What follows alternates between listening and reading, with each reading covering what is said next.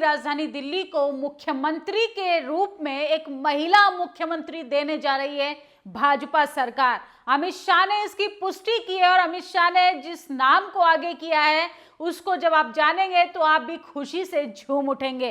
भाजपा विधायक दल की नेता चुने जाने पर श्रीमती रेखा गुप्ता को हार्दिक शुभकामनाएं। तो उन्हें रेखा गुप्ता के नाम को अमित शाह यानी भाजपा सरकार के तमाम लोगों ने मिलकर मुख्यमंत्री के रूप में आगे किया है। लेकिन सोचिए, गंभीर सवाल खड़ा होता है, लगातार नेशनल दस्तक जो पूछता आया है। सोचिए, क्या बहुजन समाज की महिलाओं की हिस्सेदारी राजनीतिक स्तर पर कितनी है और कितनी कमजोर है, इस पर बातचीत कौन करेगा? क्योंकि कहीं ना कहीं आप देखेंगे राजनीति में भी जाने वाली महिलाएं किस श्रेणी से आती हैं, किस वर्ग से आती हैं, और बहुजन समाज की महिलाएं अभी कॉलेज यूनिवर्सिटी भी नहीं पहुंच पा रही हैं। किस तरीके से डिस्क्रिमिनेशन होता है, जातिवाद होता है, और इस देश में जातिवाद की जड़ें ज्यादा मजबूत हैं। मुझे पूर्ण विश्वास है दिल्ली को दुनिया की शीर्ष राजधानियों में एक बनाने पे जो संकल्प प्रधानमंत्री जी ने लिया है उसकी दिशा समर्पण भाव से कार्य करेंगी। दिल्ली की माताएं बहनों की जिन आशाओं और अपेक्षाओं को भाजपा ने आशीर्वाद दिया है उस पर काम करेंगी। तो रेखा गुप्ता का नाम आगे किया गया है। वहीं अगर दूसरी खबर की बात करें तो सोचिए, उत्तर प्रदेश में महाकुंभ करवाया जा रहा है। महाकुंभ में हादसे को लेके पहले ही चर्चाओं में थे योगी आदित्यनाथ। महिलाओं की सुरक्षा को लेके भाजपा सरकार पहले ही चर्चाओं में रहती है। और सोचिए, गंगा स्नान करने वाली महिलाओं का वीडियो बनाकर बेचा जा रहा था। किस तरीके से महिलाओं के नहाते हुए वीडियो बनाकर उनको बेचने का काम कर रहे थे मोदी जी, योगी जी। डबल इंजन की सरकार है। कहाँ गया महिला सम्मान? महिला सम्मान लगातार तार तार हो रहा है और आप हाथ पे हाथ रख कर बैठे हैं। सोचिए, महिलाओं का स्नान करते हुए वीडियो जो है वो पहले शूट किया जा रहा है और उनको बेचा जा रहा है। ये है उत्तर प्रदेश का हाल। देश की राजधानी में महिला मुख्यमंत्री बनाने जा रही है भाजपा सरकार। वहीं अगर बात करें प्रयागराज में गंगा स्नान की, तो महिलाओं के नंगे शरीर को कैमरे में कैद कर उनको बेचा जा रहा है। यह है महिलाओं की असली हकीकत। दिखाया कुछ और जाएगा और हकीकत कुछ और होगी।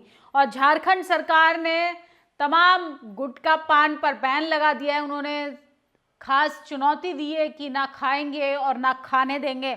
झारखंड सरकार ने प्रदेश में गुटखा और पान मसाले की बिक्री, भंडारण और सेवन पर पूर्ण प्रतिबंध लगाने का ऐतिहासिक निर्णय लिया है।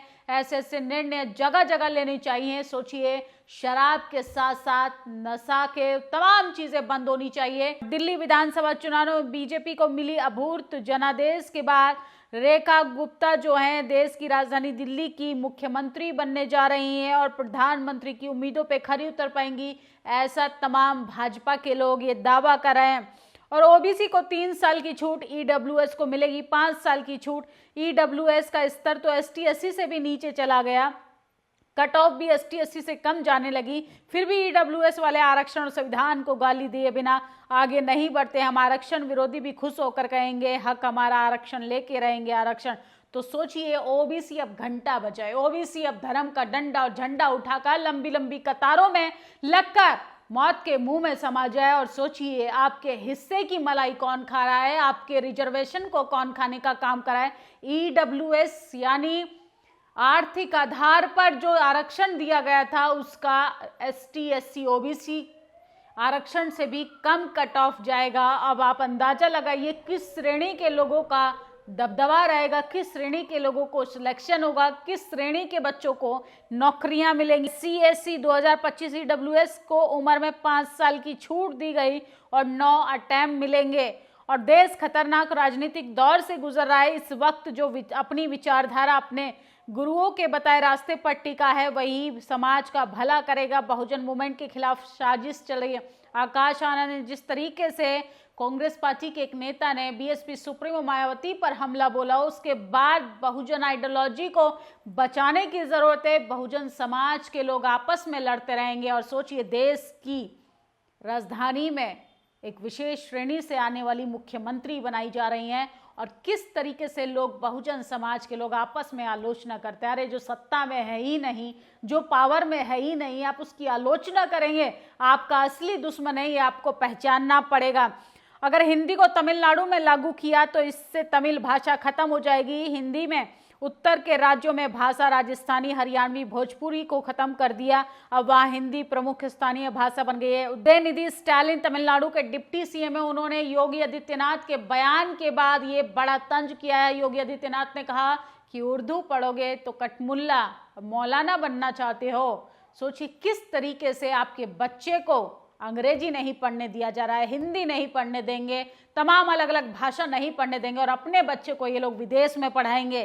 तो ये भी आपको जानने की जरूरत है। रेखा गुप्ता दिल्ली की नई मुख्यमंत्री होंगी। रेखा गुप्ता दिल्ली की चौथी महिला मुख्यमंत्री होंगी। उन्होंने अपने राजनीतिक करियर की शुरुआत दिल्ली यूनिवर्सिटी अखिल भारतीय परिषद के साथ शुरू की थी।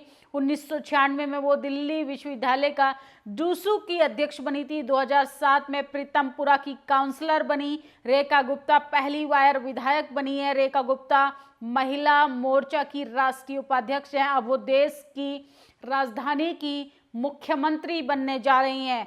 और खुद को हिंदू शेरनी कहने वाली खुशबू पांडे को बिहार के जमुई में हिंसा भड़काने के आरोप में गिरफ्तार कर लिया गया है। उन पर आरोप है कि मस्जिद के बाहर वो हनुमान चालीसा पढ़ने गई थी। तो सोचिए कहीं आप इस तमाम चीज़ों का, इन तमाम साजिशों का शिकार ना हो जाएं। इसलिए ऐसे नफरती बयान देने से बचिए, नफरती जुलूस निकालने से बचिए, नफरती दंगों में जाने से बचिए। कोई बचाने के लिए मसीहा नहीं आने वाला है। ओबीसी के साथ और कितना बुरा होगा। ईडब्ल्यूएस ने पूरी व्यवस्था को बर्बाद कर दिया। 132 नंबर पर प्रशांत पांडे नौकरी ले लेंगे। 150 नंबर पे प्रशांत कुशवाहा वंचित रहेंगे। अब बहुजन घंटा बजाए। शिक्षा वो शेरनी का दूध है जो पिएगा दहाड़ेगा। राजस्थान में गुज्जर समाज ने एक बड़ी अपील की है। विजय वैसला का एक ऐतिहासिक बयान काफी चर्चाओं में है। वैसला ने एक कार्यक्रम में कहा कि कुछ लोग जब रिटायर होकर आते हैं 15 लाख रुपए खर्च करवाते हैं, कथा करवाते हैं और लोग पीछे पीछे लग जाते हैं। इन खर्चों को समाज को बचना है और शिक्षा के लिए धन को खर्च करना है। तो सोचिए अब ये वैचारिक जागरूकता बढ़ती जा रही है। गुज्जर समाज यानी वैसला समाज ने ये बड़ा ऐलान किया है, जिसके बाद मनुवादियों की छाती पर सांप लेटने का काम चालू हो गया। झारखंड की सरकार ने तमाम नशा, पान मसाले की बिक्री को बंद कर दिया है और महाकुंभ जैसे पवित्र स्थान पर्व में महिलाओं की गोपनीयता का उल्लंघन, चोरी छिपे उनकी वीडियो बनाकर सोशल मीडिया पर बेचा जा रहा है। ये घटना न केवल निंदनीय है बल्कि नाकाबिले बर्दाश्त भी है। सैकड़ों किलोमीटर दूर से आस्था श्रद्धा के नाम पे महाकुंभ में होने आए लोगों की इज्जत को यूं सिर्फ नीलाम कर रहे हैं। ये खतरनाक और शर्मनाक खेल है जिसे तुरंत रोका जाना चाहिए। ऐसे साथी लोगों को सभ्य समाज में रहने का कोई अधिकार नहीं। प्रशासन इस पर तत्काल गंभीरता से जांच करे। तो सोचिए किस तरीके से देश की राजधानी में महिला मुख्यमंत्री बनाया जा रहा है। वहीं प्रयागराज में जो श्रद्धा से लोग जा रहे हैं, श्रद्धालु, महिला श्रद्धालुओं की नहाते हुए वीडियो बनाकर उनको बेचा जा रहा है। दोनों में कितना अंतर है। बीजेपी का चाल चरित्र और चेहरा पहले ही भी कुछ और था और अभी भी कुछ और है। इसलिए आप उसके इवेंट मैनेजमेंट पर मत जाइए। आपके लिए जमीनी स्तर पर क्या काम होता है आप उस पर फोकस कीजिए।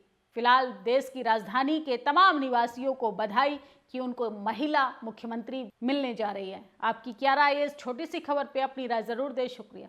नेशनल दस्तक की आपसे गुजारिश है कि अगर इसको बचाना चाहते हैं तो नेशनल दस्तक को सब्सक्राइब करने के लिए रेड कलर के सब्सक्राइब बटन को दबाएं, फिर बेल आइकन की घंटी दबाएं। नेशनल दस्तक को बचाने के लिए बहुत जरूरी है कि हर खबर को शेयर करें, लाइक करें, कमेंट जरूर करें।